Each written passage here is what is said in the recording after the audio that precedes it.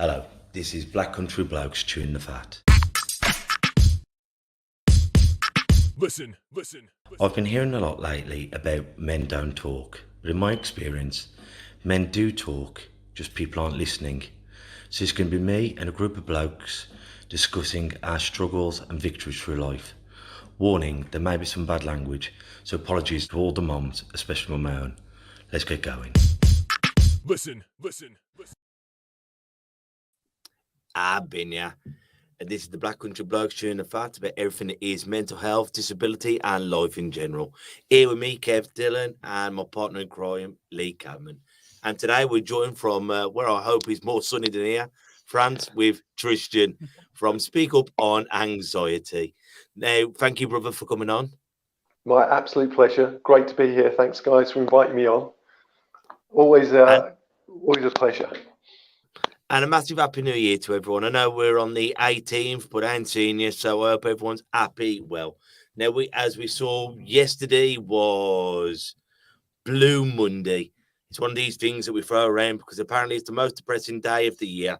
But as we all know here at the BCB, we don't need a specific day to feel happy, a specific day to feel depressed or anxious. So many of us live with these conditions, and you don't go, oh, bloody hell, it's Blue Monday or Tearful Tuesday or Weeping Wednesday. You know when you're in a funk. So what we're going to know, and if you know someone who's in a funk, having a wobble, that's when we should be reaching out. We don't just need these days to give a toss, to reach out and help. Kindness is always an option. So if you know that someone is having a wobble, reach out. Now, what we're going to do, we're going to start it a bit different. We're going to start how we do our radio show every Thursday, and we do our support group. We're going to remind ourselves of something we're grateful for. Now, me being grateful, I'm grateful that all my family are well. I'm grateful that I'm back in my home of the Lions ABC. I'm grateful we had such a great session with Higgs solicitors yesterday, and it was brilliant doing what we're doing, going out and spreading the word. Lee, what are you grateful for, bruv? Medicine and pharmacies. So my daughter's been suffering quite a lot lately with seizures overnight, and we're very lucky to have a trial medicine yesterday, and fingers crossed that all goes well. But it's absolutely fantastic the research these pharmacies and people within that industry do to provide us with these medicines that potentially change people's lives. And Tristan, what are you grateful for, bruv? Wow, I think I'm really grateful for being here and just chatting to you guys. It's an amazing opportunity, and I'm really grateful for that. It's going to be great. I think we're going to have a great chat tonight. So looking forward to it, and I'm extremely grateful for it as well. Well, if people do remember our long-time listeners, we had Tristan on about 1 year last week. So it's been almost 12 months since we had him on. So go back to our archives, find him out on our YouTube or podcast and listen to it. And well, Tristan, just to sum up, I mean, let's talk about why you originally come on.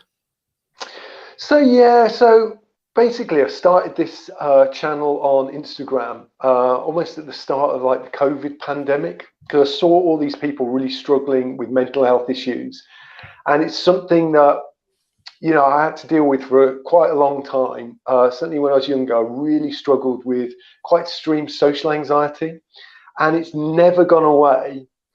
Really, I just manage it now. Luckily I'm pretty on top of it, but I still have my moments. And I just thought that I had to do something. There's so many people out there struggling, and you heard about all these waiting lists, people just not getting access to the services that they need. And I thought that maybe I can help out by just talking about my experiences, talking about what it was to, go through all this anxiety, put it out there. And if I could just reach out to someone that's really struggling, they see a video that I put on or something I've written on Instagram, and it just helps them out. I just wanted to do that almost. So I've been trying to do like just little short videos, just one a day almost, with a little bit of advice. And just doing what I could to help, really, because it was, just shocking how many people are struggling. Well, it is, and it's someone said to me the other day, and he said, until you are made aware of mental health, whether it's you personally or someone you love, and maybe before you is brought into your world, you might think it's a load of cods, wallop, a load of nonsense. But when it is in your world, be it anxiety, depression, suicide, OCD, whatever it is, there's so many different loneliness. Once you've experienced it and you've had a taste of it, you start seeing it everywhere. In your place of work, in the supermarkets, your friends, your loved ones. And you look at people and you go, you're not right, you're not well. But one thing I remember from our first interview is just touching on it, and once again go back to the lovely episode talking about different stuff. But you give a different side to when our partners have had miscarriages, because so many people, and maybe rightly so, wrongly so, we instantly go to the female because she's cooked this wonderful thing in her oven, but they often forget about the blokes. We have to go straight back to work. Yeah, totally. So yeah, it's something that I've spoken about on the YouTube channel and not YouTube channel, sorry, Instagram account. It's something that I've started to talk about a bit more. Really, done some. The missus and I did some work with the Miscarriage Association. When was that? Was that last year at some point? So we did some work there, and yeah, I think it's a real taboo subject. And you're totally right that the guys don't sort of talk about it, keep it sort of to themselves often. And it was amazing, really, once I started talking about it, how many other guys out there have gone through a similar kind of thing. And, they told me that they just kept things to themselves. It was all about the missus. It was all about, the girlfriend, the wife. And they just had to deal with it themselves, and sort of saying that other people just really didn't understand. And they just felt that they had to sort of bottle things up. And, that was really sad to hear. And, I wanted to sort of try and chat to them, sort of say it's okay. So again, trying to be open and honest about it, putting it out there, is to almost encourage other people to say it's okay. And I completely get where you're coming from, Kev, with, seeing people struggling. And it's so sad that you just think you don't have to suffer in silence. You see people, you meet so many people that are, like say, really bottling all this stuff up. And you just want to say to them, it's okay. Just talk about it, let it out. And I think a big way of dealing with whatever you're dealing with is letting out, talking to someone about it, just almost getting a bit outside yourself. And it's only then that you can start to really tackle it. But I think the more you bottle these things up, the worse you make it for yourself almost. Well, this is what we started to to break the stigma, or to get these taboo subjects. It's difficult.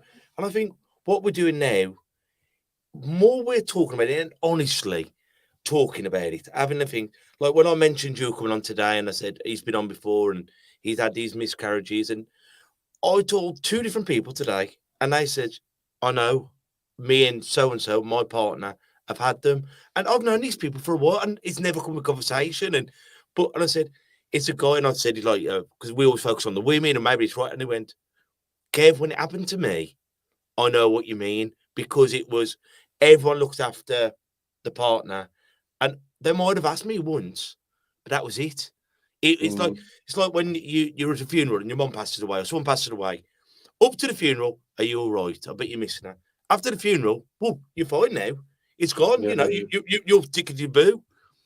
And often we forget it takes two people to make a baby. It makes two people. And even though we haven't made it in our tummies, we are envisioning a life before it's began. And when that's taken away, that's the grief, isn't it?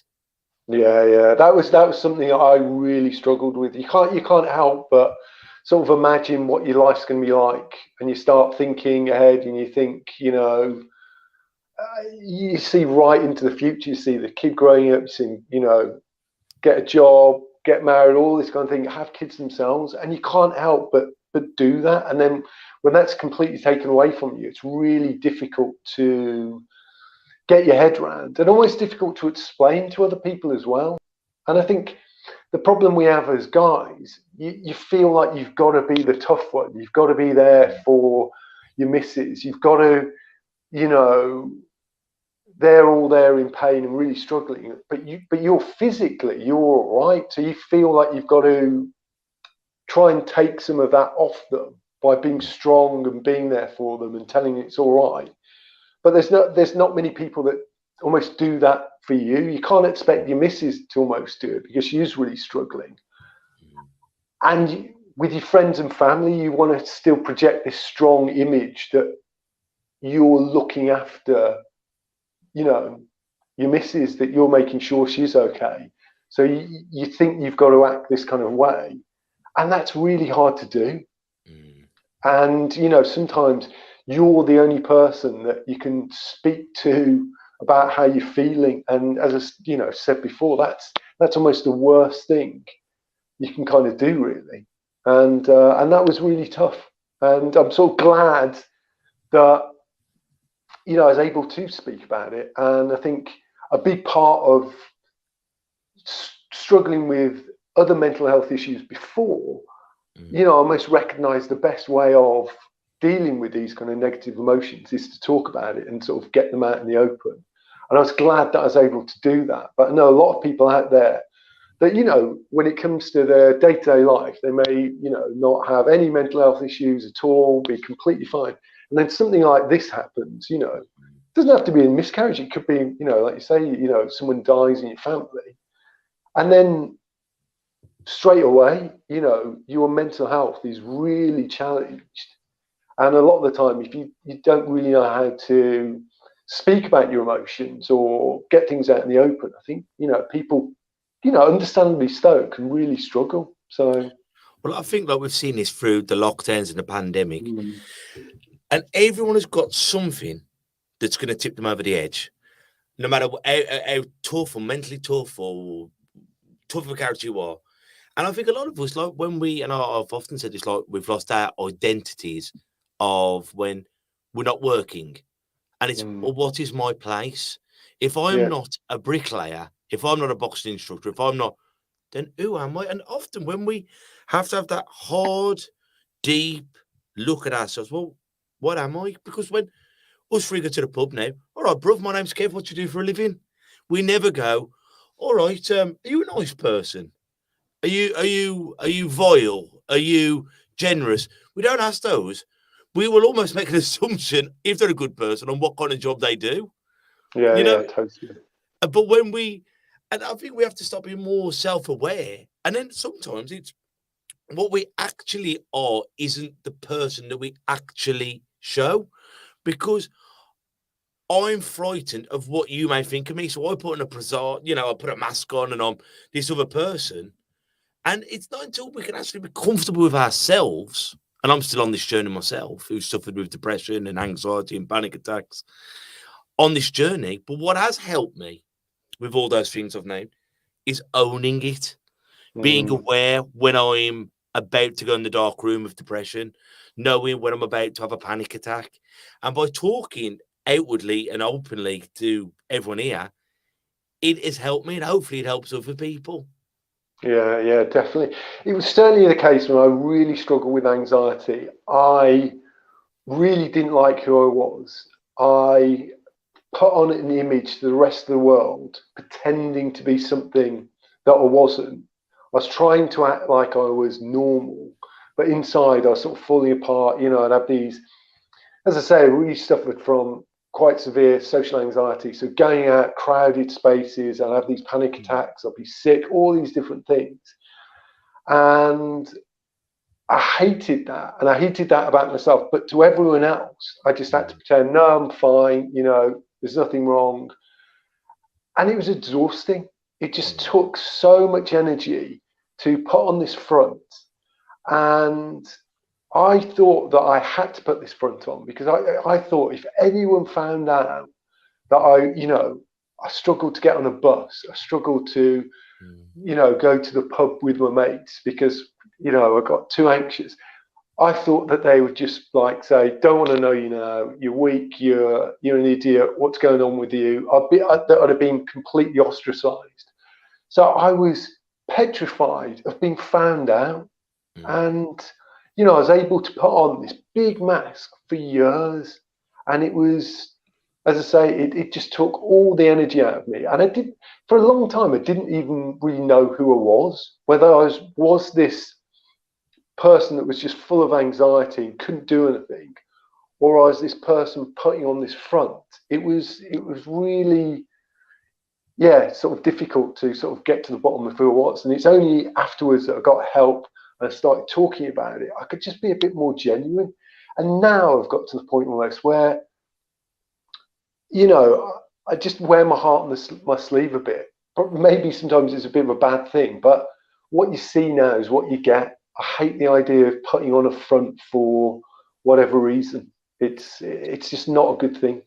But Tristan, do you experience anxiety about doing your videos now? Because obviously there's a lot of people out there who would probably love to do something similar to what you're doing and spread the great message that it's okay to own up to these things and it's okay to talk about them.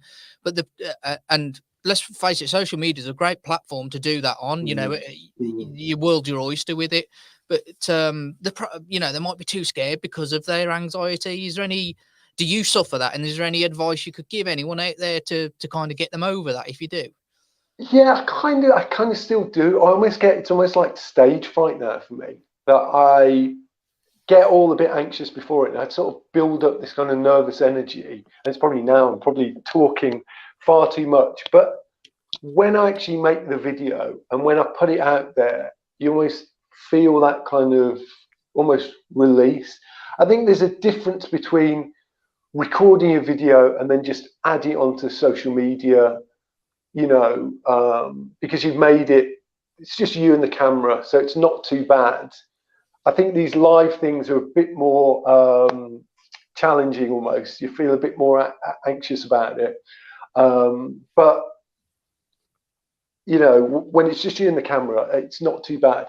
And what I say to people is just see how you feel, get used to, if you want to try it, just get used to making some videos, get used to how you sound, how you look and all this kind of thing. And only when you're ready, and if you're ready, put it on there and then just put it on there and forget about it. You don't have to look at it. You don't have to worry about the likes or people seeing it. As long as you're being genuine and you're putting out a message that's really good and is going to help people, or it's going to help you by doing it, just do it. Don't worry about anyone else.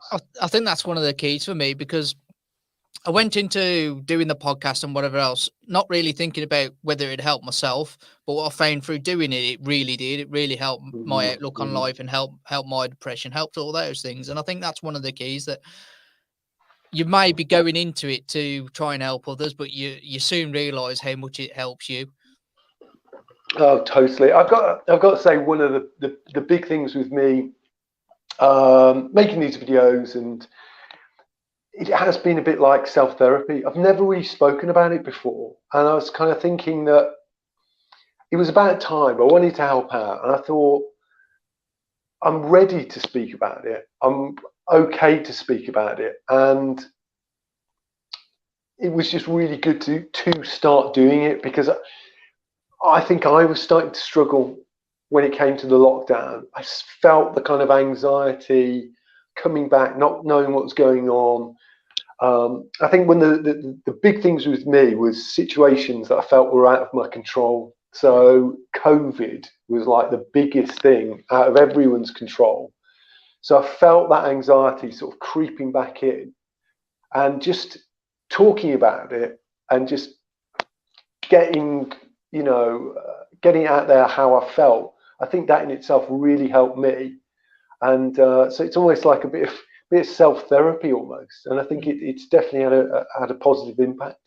And it's crazy how these things can kind of catch back up with you, because I think about myself, and I thought I'd kind of got over or built up the tools to deal with anxiety, and then this week I've done my first session back at the Lions as a boxer, and I've been coming. It's probably been 7 years since I've done a session as a boxer, but I've been coming up here regular to do this, not regular to coach, but coaching every now and again. it's my second home. But I had to check myself coming up on Monday and go, because I could feel anxiety rising that I was coming here to do that. And I thought, this is your second home, Lee. What's the matter? I had to stop and kind of reevaluate and go, Lee, you're being silly. You know everyone up there. You know what's going on. You'll be absolutely fine. But it's funny how it can creep up on you like that, isn't it? When you think, actually, I'm doing great here. I haven't really felt anxiety for a long time. I'm doing really well, and then all of a sudden, and it can be something minor like that. Yeah, totally. I totally agree.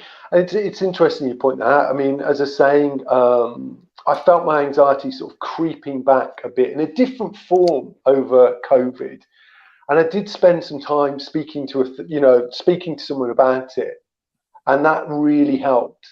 I wasn't getting the panic attacks or the kind of wanting to be sick kind of thing, but there was just this creeping feeling coming back. I was just getting slightly anxious about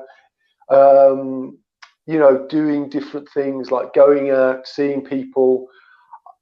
I felt like my anxiety was sort of holding me back from doing things in quite a subtle way.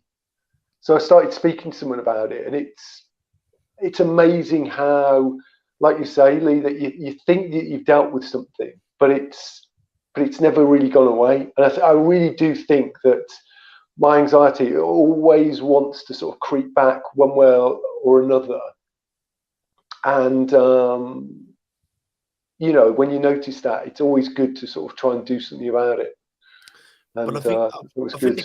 I think the key is, because me in their therapy, when I go to therapy, what I have done in the past, I go when I very, very needs, like when your back's twinging, and I go, no, I'm all right.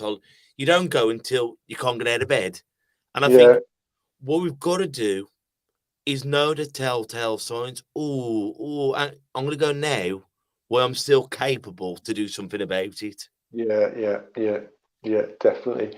And I think you're so right there. And I think you can do some like simple exercises. One thing I learned, when I was doing a bit of therapy recently, is to just sit there. I can really recommend this for everyone. Really, is just to name how you're feeling when you wake up in the morning. It's really easy to just go, "Oh, I'm feeling, pissed off today.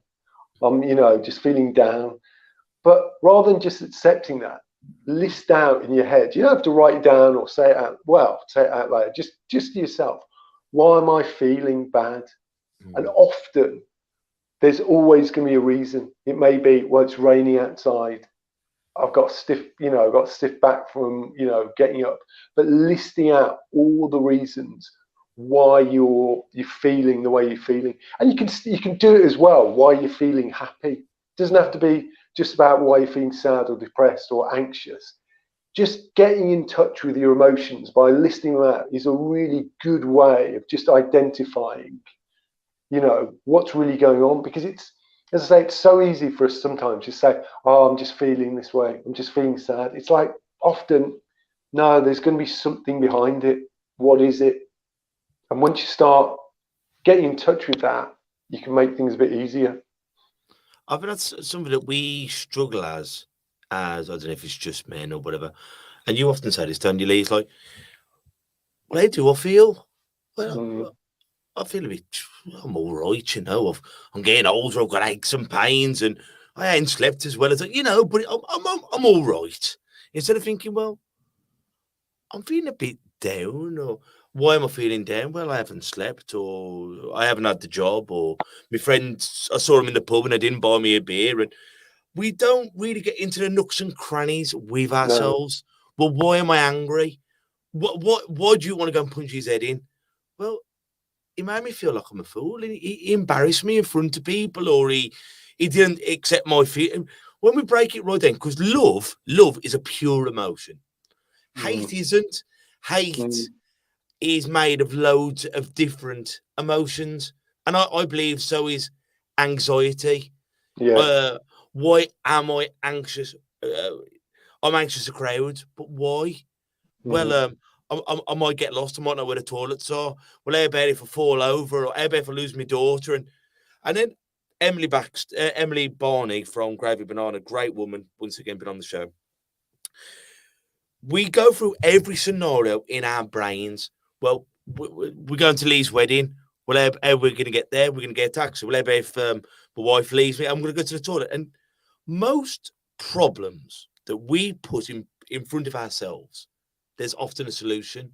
Yeah. But what our brain has done, because our brain doesn't know from fact and fiction, everything. Well, how about if he comes over? How about if he hits me? How about if he kills me? How about if I wet myself? How about... Our brain doesn't know that's fiction. So every frightening, worrying, anxiety bringing forth, our brain is processing it. So by the time I've gone to Lee's wedding, I've had 20 to 200 bad experiences at Lee's wedding. So sometimes when we put a bad foot in our head, but going, you're able. How about if I get lost? I've got a mobile phone. How about if I just ask somebody? So if every problem, maybe just remind yourself there is always a solution. Yeah, totally. It's really easy, I completely agree with you there, Kev, that we can just allow our brains just to run away with themselves. And we can be we're our own worst enemy there. And sometimes it is just, like you say, come up with those solutions. But sometimes it's really difficult for us to tell ourselves that. And that's why it's so important to talk to someone about it. But it's getting over that feeling of, they're just going to think I'm a prat by saying this. But once you get over that, and once you go, look, I'm just feeling like this, and they tell you, it's all right, you can do this, you can do that. And then you realize, once you almost have that outside kind of feedback, I think that's a really sort of positive thing. It's when we get caught up in our own heads. And that's that's when all the real problems start. And I think that was always my problem, that because I never told anyone what I was going through, I tried to keep it all in myself. And almost those saboteurs in your head will be telling you, we're looking after you, we're trying to help you here, but they're really not. And it's so difficult to come up with that kind of solution, or that sensible thing to do. I think again, Dr. Emery Barney, when she came on, she explained all that to us and kind of what we do, and she said the best way to really break it is to turn them into a positive thought. So, how about I'm going to Lee's wedding and I'm going to have a really good time, and it's always easier said than done. But if you can start changing the way your brain is thinking about these things, very soon you'll realize that you'll put yourself ahead of those thoughts, and you'll be already thinking the positive thoughts. And also you're doing that, as I said, like about our back and physio, you're doing those exercises before you have a panic attack, because it's not. I have panic attacks and they're horrible, and there's no point me, and I don't know what. Often I don't even know why I'm having a panic attack. I'm sat there on the settee. Having a lovely. If it was you're going to be burgled next week, I'd go, bloody hell, well, I'll get an hammer. it's no rational thought. I'm just sat there and it happens. So there's no point me then going, well, think happy. I'm going to Lee's wedding. I'm going to see Tristan, because I'm in the fight then.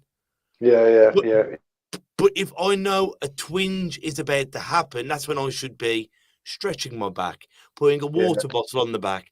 So when you're feeling the twinges, that's when I should be doing the exercises to prevent it going. Because once it goes, it's gone. Yeah, totally. Because this is it. I do genuinely think that you can learn positive mental health. You can almost teach yourself. It takes a lot of practice, but you can teach yourself positive mental health, and you can maintain it every day. There's things you can do. It's not a guarantee that you're not going to, feel anxiety, you're not going to feel depression, but it's just going to make you that little bit stronger when it comes to dealing with that. I think as well, Tristan, sorry to butt in, but it's also about just changing the language where you're speaking to yourself, because you kind of go to yourself, I'm going to be positive this week, I'm going to be positive, and you're putting yourself in a negative frame of mind by forcing it on yourself as well. So if you change it as, I'm going to have a great day today, or I might have a great day. You know, changing those letters and not putting pressure on yourself to do something, and just let it come a bit more naturally. Well, wouldn't it be nice if I had a nice day today? Well, I feel better if I go to the gym and even if I only do a little bit, I might lose a bit. If we're kind of that, so I was going, well, you got to lose 2 stone, and if you don't, you're gonna have an heart attack, and your daughter's not gonna have a dad. And he's going, well, if I go, I'm gonna feel a bit better, and my clothes will feel nicer, and I'll be able to play football with her. And it's if we could talk to ourselves how we'd like to be talked to, instead of threatening that we're gonna die if we don't do it. Yeah, totally. Be kinder to ourselves, and if we have a doner kebab or a cigarette or a pint, it's not the end of the world. You know, it is what it is. And I think that's it. You know, it goes back to us being our own worst enemy. That it's really easy to just get into that kind of blaming ourselves. You're weak. You're this. You're that. You're the other. When you really don't have to. It's the worst thing, like you're saying, Lee, that you can almost do. That once you start putting that pressure on yourself, ultimately that's how, you know, anxiety certainly is going to be growing. And same with depression. If you don't, you know, do these things that you're saying that you've got to do, if you don't achieve them, if you only do it to a little extent, you're just going to beat yourself up, and you know you're just not going to win. So it's pointless, really. And this time of the year, and this year we've all made our New Year's resolution. We're all broke, and then we've done really well, and then you mess it up and you don't, you know. But I find this time of the year depressing anyway, because we've had the come down of Christmas, and something as soft as I love the build up of Christmas, because you've got the Christmas lights everywhere, and then even in, you know, rough neighborhoods, it looks pretty because the lights are out, and and then you go back to work in January. It's dark. It's colder in January than it is in December. You're broke. You've drank too much. You've ate too much. We've all put on weight. We're making these rules up because January is tough enough anyway, but I'm not going to drink and I'm not going to have takeaways. So I'm going to cut out all the things I really enjoy to get through it. Then I drive to work, and all the lights, all these things build on top of each other. And you know what I mean? Instead of just thinking, I'm going to try and eat accordingly. Yeah. And if I fall off the wagon, never mind. Yeah. This is it. And I think the problem that we often have is not celebrating those kind of little victories. You know, we set ourselves a New Year's resolution. We beat ourselves up if we don't make it, say, to the end of January. And we forget about however far we've come. We don't celebrate that we, you know, gave up takeaways for 2 weeks. We gave it up for a week. That goes out the window because we didn't get, you know, to the end goal. It's a bit like these people you hear about who, you know, go to climb Everest or something. You know, if they don't make it to the top, you know, they beat themselves up and they, you know, it's the worst thing ever. They forget about all that effort that they put in and how far they got. They don't celebrate that at all. It's just the fact that they didn't win, they didn't get to the top. Is the thing that they, you know, will never forgive themselves for. All the little positives go out the window, and it's not good at all. But we're focused on that, you know, and we as a nation, we as a global thing, just because I failed doesn't mean I'm a failure. You know, the great thing about failing is I'm learning. I'm always learning a new way of not failing next time. It's another road to hopefully succeeding. Yeah, and this is something that I really do think about any mental health issue, is that ultimately it builds amazing mental resilience. I've thought about this with all my struggles with anxiety. At the time, I would have done literally anything not to, you know, be struggling with it. But now when I look back, I learned so much and I built such mental resilience from it. You know, I almost wouldn't change it. I know that almost sounds stupid, but it made me so much more mentally stronger to go through all these things. And I think that's it, that so many people talk about mental you know, health issues as a weakness, but really there's such a strength that if you're able to sort of get in touch with your emotions, if you're able to, you know, survive and struggle through, you know, depression, anxiety, you're going to be so much stronger at the other end. I mean, sometimes, you know, having these panic attacks, I almost think it was like the same feeling as you get just before you jump out of a plane or something, or you're in a car crash. And that was me just trying to get onto a bus. And, you know, every day I was experiencing something that other people would just have once in a lifetime. But, you know, it just made me so much more resilient now and just so much more in touch with myself that, you know, almost I wouldn't change it. And the analogy I like to use, it's almost like, you know, when you go to the gym and you put on the kind of like weight vest or, you know, weights around your ankles. It's a mental health issue is a bit like that. Everything you try and do in life is just that little bit harder. All you want to do is take the vest off. But when you finally do, when you get over it, or you get on top of it and you do take that weight vest off, you realize just how much stronger it's made you. And sometimes though, a lot I've talked with people with disability and mental health issues, and it can almost, without going too dark, like, can make you begrudge and be a bit bitter against other people. You're thinking, you can just jump on the bloody bus. You haven't got to go through what I go through, or you can just go shopping. And to you, it's just such a throwaway comment. I've just gone in there and got some biscuits.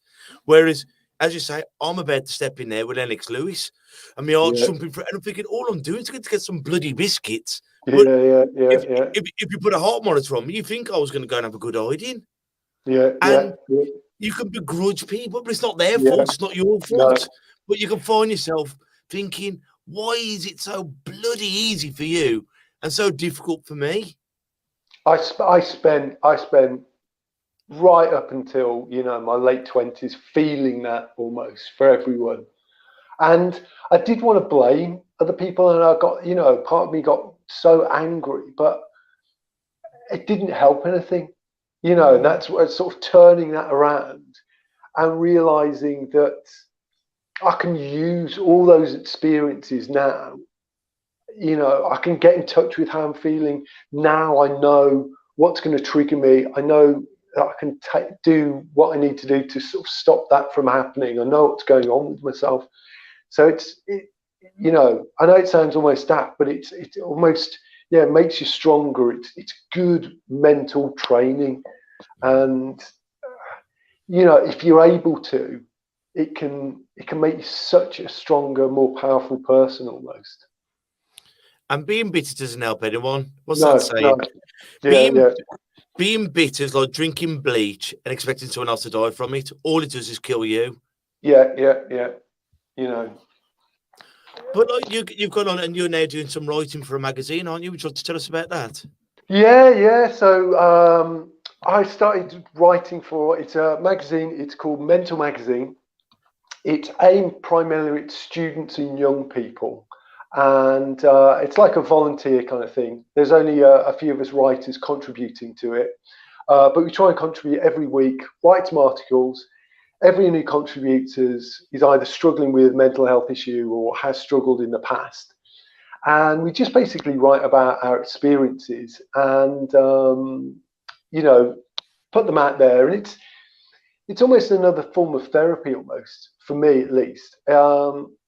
It's a really sort of good exercise just to write down how, you know, about what I've been through, about what I'm going through, and share it with other people. You know, it's a bit different to the videos because you make it a bit longer.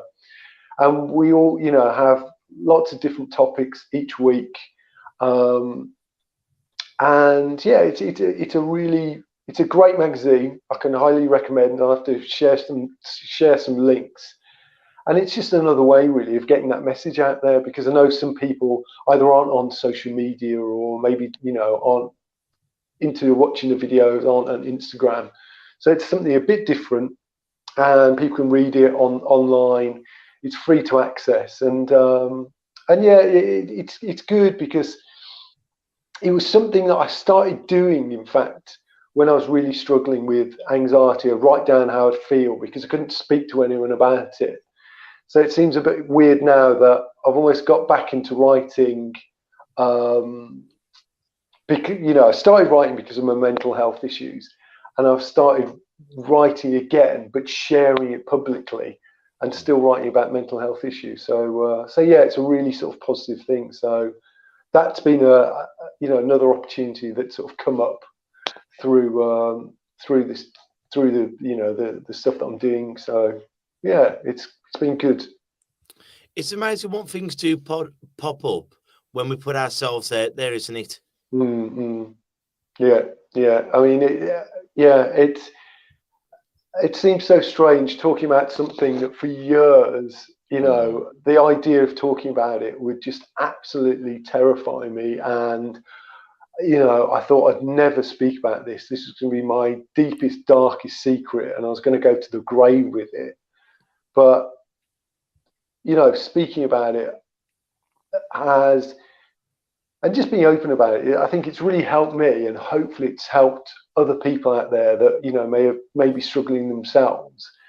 And really all I want to do is, you know, don't want to change the world particularly, don't want to, you know, have loads of followers or anything like this. It's just if I can reach out to that one person that was just like me, struggling alone, struggling in silence, suffering in silence, if I can just be that sort of person that just gives them the confidence to reach out and get help, I think I'll sort of be really happy with that. And that's all I want to do, really, I think. Brilliant. Well, that's what we hope for this as well.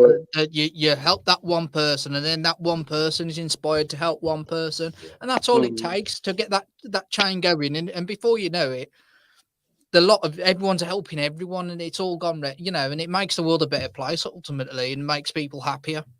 Yeah, and I think that's the one weird thing about this whole COVID crisis, that there's been so many negative things happening, people suffering from the disease itself, people really suffering, you know, with mental health issues because of the lockdowns and all this kind of thing.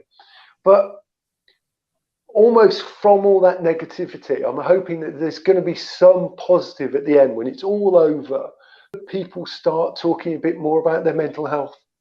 You know, realizing that it's okay, that they've seen so many people around them struggle, and that they realize that, you know, it's okay to talk about it, and that, you know, you don't have to feel judged, you don't have to, you know, feel, you know, stigmatized by talking about it. So if the one thing comes out of this, more and more people are going to start talking about mental health.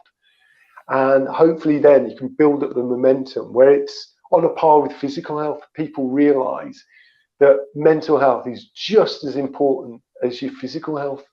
You know, if it's so easy when you hurt yourself physically, you don't have to explain, you know, that you've hurt your leg, or you need to, you know, do exercise 3 times a week. It's just a given. You think, well, if I want to be healthy, that's what I've got to do. But we've got to do the same thing with our mental health. It's just as important to, you know, stay healthy mentally. And the consequences of not are just as serious as, you know, physical, you know, having a physical ailment, a physical condition. You know, it's just as easy to sort of end up, you know, in the hospital or end up dying almost from a mental health issue. I mean, they can be that serious. I mean, you know, the scary thing is, I saw it somewhere, that as a guy my age, the biggest threat to my life is myself because of suicide. And that's a really scary thing to say. And, you know, that's down to your mental health. It's not down to your physical health, you know, the majority of the time. It's a mental thing. And, you know, that idea terrifies me sometimes. It scares me for my friends and my family, thinking that, you know, they're almost the biggest threat to themselves. And the only way that we're going to combat it is by talking about it. And I would say, if I see that Lee or someone out there is a risk to themselves, You know what I mean? By me going over, or any of us going over and asking, are you suicidal?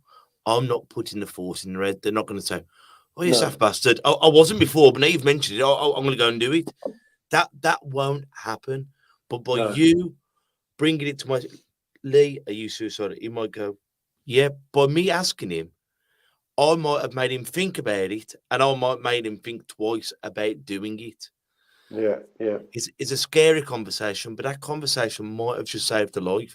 Not just the person's life, but the people's around him's life. The poor yeah, bugger who's got to find him, the family yeah, of Lee, and there's so many different fractions of the plate that gets broken that we'll never know all of them. yeah, totally. And that's the thing, you know, as you say, it's like the ripples that come from this, and it affects the person who, say, commits suicide is really struggling mentally, and then the act itself will then affect so many other people mentally, and it's, you know, it's so scary almost. But like you say, you're not going to, you know, it's okay to ask someone that, and it's better to ask them that, you know, rather than not. You know, there's nothing wrong with that. So if we can see mental health taken as seriously as, you know, our physical health, I think that'll be, you know, brilliant. Or maybe one day we will. And we'll see it as another invisible disability. Yeah. Because that's what it is. I mean, you know, and I don't say that, you know, say this lightly, but, and I, you know, I suppose I did experience it to an extent myself, but where, you know, I felt like I couldn't do so many things because of my brain. Physically, I was completely all right. You know, there's nothing stopping me from going to a crowded room. There's nothing physically stopping me from getting onto a bus. But mentally, I couldn't do it, or I could only do it after putting myself through the ringer, having a panic attack, being sick, all this kind of stuff. But it was completely invisible. No one would see it. And I know I mentioned it before I was on the show, but if I'd had a broken leg, no one would question me getting onto the bus. They'd say, "Oh, you know, you got a broken leg. I can see why it'd be difficult for you to get on to a bus." You don't have to explain yourself. But when you're struggling from, you know, with a mental health issue, it's not obvious, and it's, you know, no one's going to see, they're struggling with, you know, a mental health issue. I understand why they can't get on the bus. Everyone's just going, well, come on, you're all right, aren't you? And like I say, it's invisible. But hopefully, but more of us talking, hopefully with the pandemic. I mean, when we started this in 2019, it's something that all four of us, the original four, had suffered with. But it was still such a massive taboo subject. Here we are now in 2022, and everyone has heard of it. Everyone have tasted it, felt it. It's on the news. It's being taught in schools, and we're on the right track. Yeah. And in 3 years, we're a lot further than we were from, like, I don't know, 2000 to 2019. So we've probably come on more in some ways in these 3 years than we had in the last 20. Yeah, and that's the thing. It shouldn't have taken like a global pandemic to make that happen, but it kind of has. So I think, you know, we just got to make sure we keep that momentum going when COVID is over, because I know some people, you know, may be struggling because of the lockdown, and then lockdown ends or whatever, and they think, right, it's back to normal now, so I don't have to think about that now. My mental health is all right. But then when something else happens, they're going to be in danger. If there's another lockdown or some crisis happens in their life, they're going to go back to how they were during that lockdown. So it's so important for us to sort of say, look, you know, yeah, COVID or lockdowns are finished here, but let's not forget that, you know, our mental health is still really important, and let's keep that conversation going.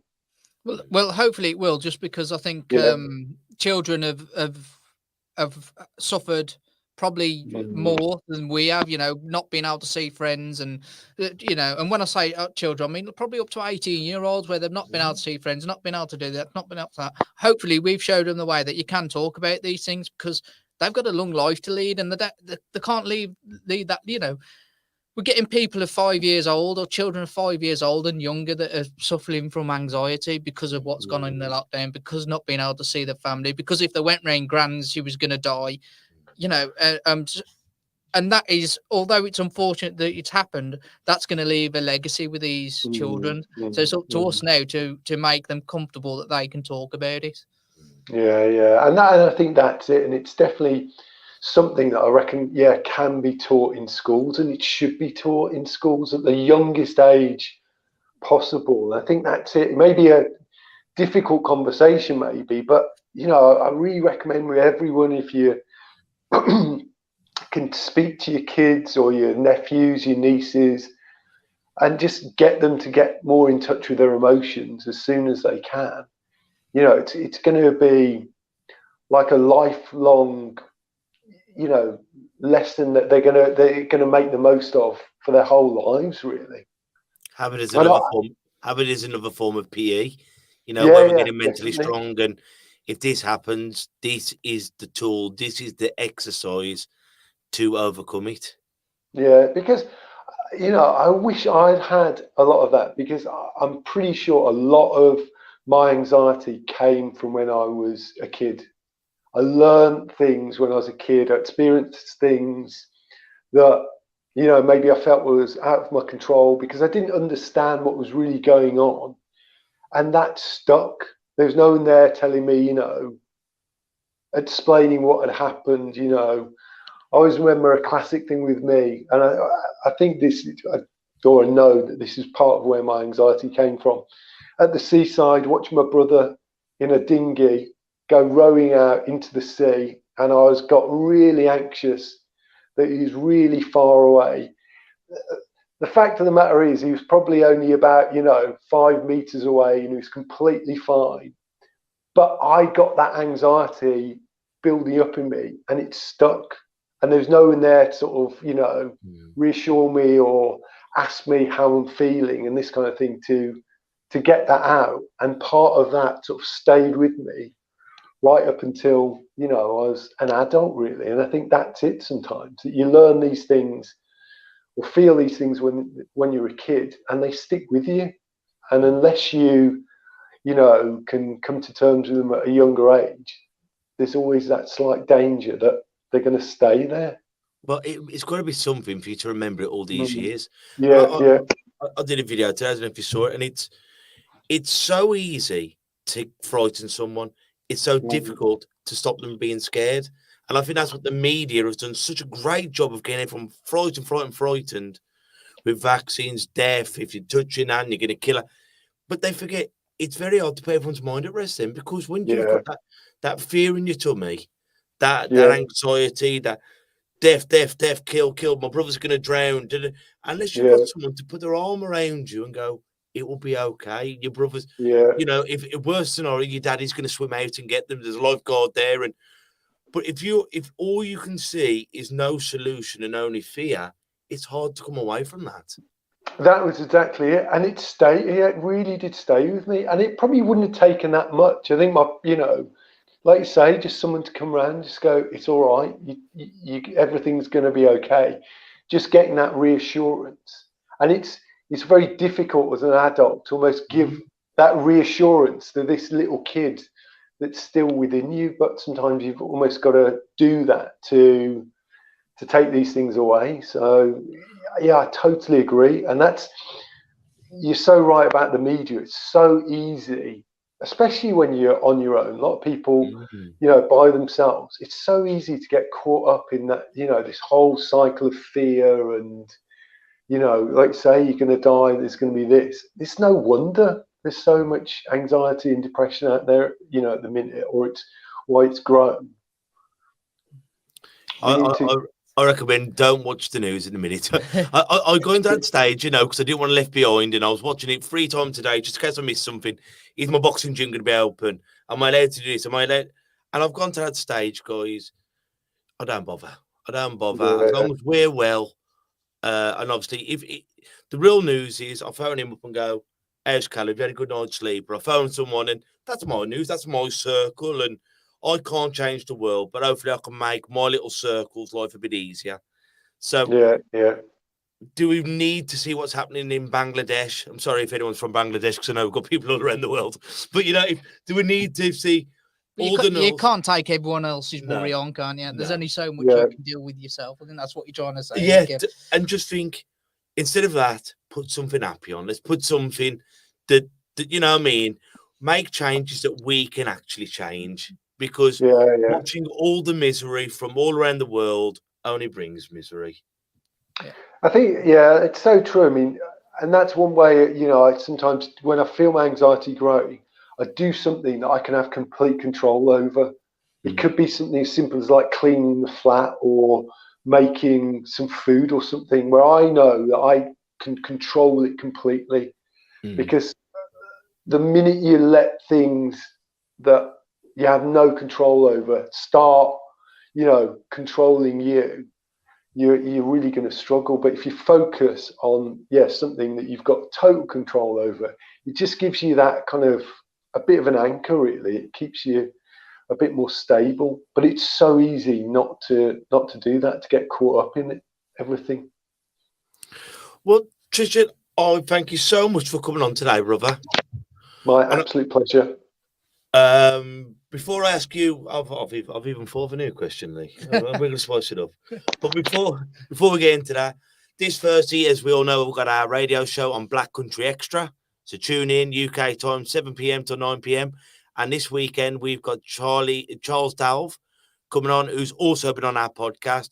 He's going to be talking about the brilliant work he's doing with Box Positive, where he's non-contact boxing to work with Parkinson's and brain injury. So it's brilliant. Parkinson's very close to my home, close to my heart. Sorry, having people in the family with him, my granddad Bernard, and so it's a very brilliant thing and just showing the positive things that we can do with boxing and sport.